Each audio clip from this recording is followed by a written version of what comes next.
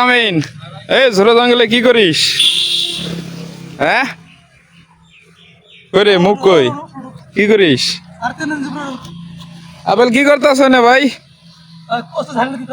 কচু জাংলি না? তাও বেন ভালো।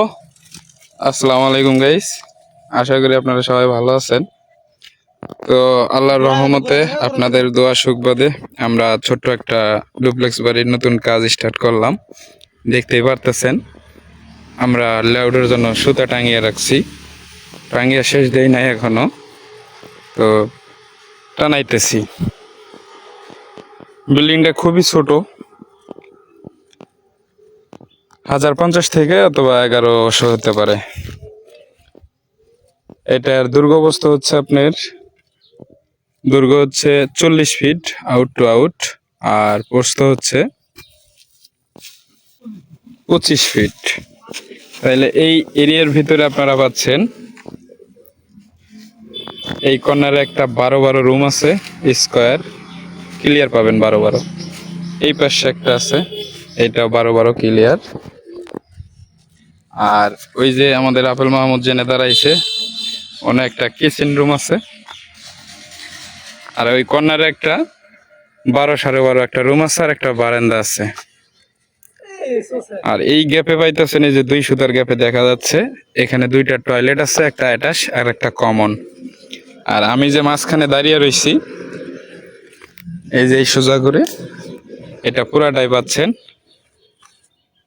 ডাইনিং আর ড্রয়িং স্পেস।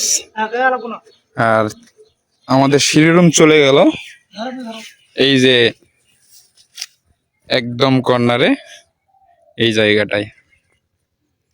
তো আসলে এইভাবে অনেকেই বুঝতে পারবেন না, আমি আপনাদেরকে 3 পেজের একটা ড্রয়িং আছে শুধু আমাদের লেআউট দেওয়ার জন্য, আমি ওটা আপনাদেরকে দেখাবো, দেখতে পারবেন ইনশাআল্লাহ।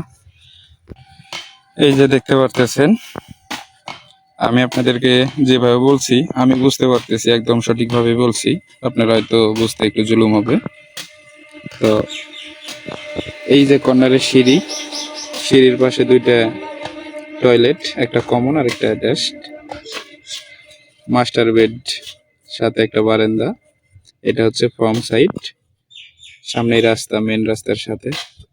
আর ওই যে কিচেন মাঝে, আর এই যে ডাইনিং ড্রয়িং স্পেস একলগে আছে।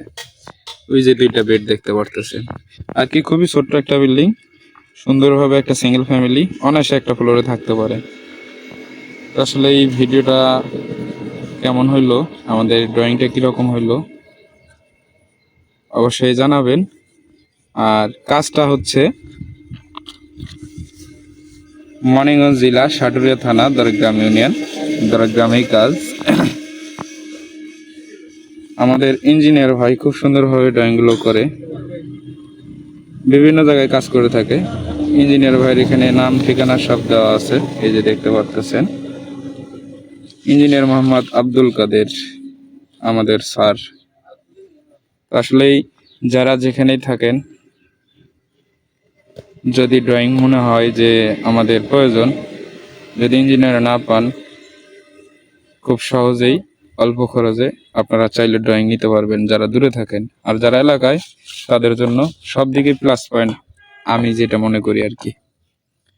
তো আসলেই আমাদের এই ভিডিওটা যদি ভালো লাগে থাকে, অন্য অন্য বাড়িওয়ালা ভাইদেরকে দেখার জন্য সুযোগ করে দিবেন। আর পরবর্তী ভিডিও দেখার জন্য আমাদের চ্যানেলটা সাবস্ক্রাইব করে রাখবেন। সবাই ভালো থাকবেন। আমরা আজকে লেআউট দিয়ে রাখলাম, আর 3-4 দিন পরে আমরা বেস কাটাবো।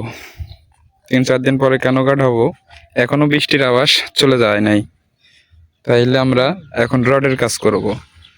রডের কাজ সম্পূর্ণ করে নেওয়ার পর একদিনে মাটি খনন করব, দ্বিতীয় দিনে সোলিং করে কলম ব্যাস দাঁড় করে পরের দিনে ঢালাই দেবো। এইরকম আমাদের চিন্তাধারা আর কি। আসলে সবাই ভালো থাকবেন, সুস্থ থাকবেন। আল্লাহ হাফেজ।